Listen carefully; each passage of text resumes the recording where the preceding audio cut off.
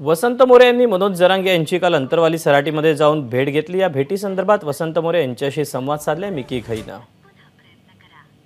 वसंत मोरेंनी मनसेला रामराम केल्यानंतर त्यांनी शरद पवार, नाना पटोले, त्याचबरोबर प्रकाश आंबेडकर असतील, संजय राऊत असतील, एवढंच काय तर आता त्यांनी अंतरवली सराटीमध्ये जाऊन मनोज जरांगे पाटील यांची देखील भेट घेतलेली आहे।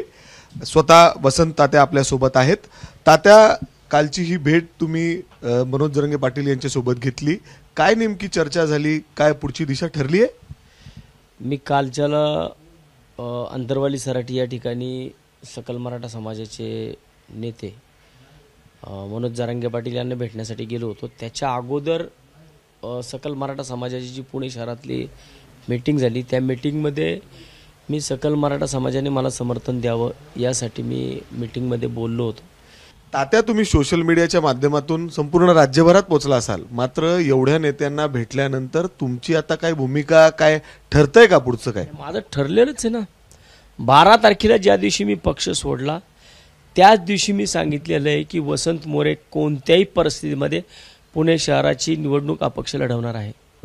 तात्या, दोन्ही उमेदवार म्हणजे अर्थात महाविकास आघाडीचे रवींद्र धंगेकर आणि भाजपचे जर आपण बघितले तर महायुतीचे मुरलीधर मोहोळ ताकदीने उतरलेत रिंगणात। प्रचार सुरू झालाय, रंगलाय, एकतर्फी होईल अशी चर्चा आहे, काय नाही बघा, त्यांना आत्ता पक्षांनी उमेदवारी दिल्यात। मला पुणेकरांनी कधीच दिली 2 वर्षापूर्वी उमेदवारी, त्यामुळे 2-3 वर्षापासून मी पुणेकरांमध्ये आहे।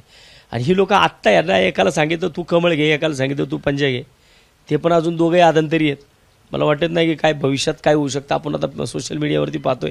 कॅमेरामॅन अमोल गवाळेसह मी मिकी घई, एबीपी माझा, पुणे। एबीपी माझा, उघडा डोळे बघा नीट।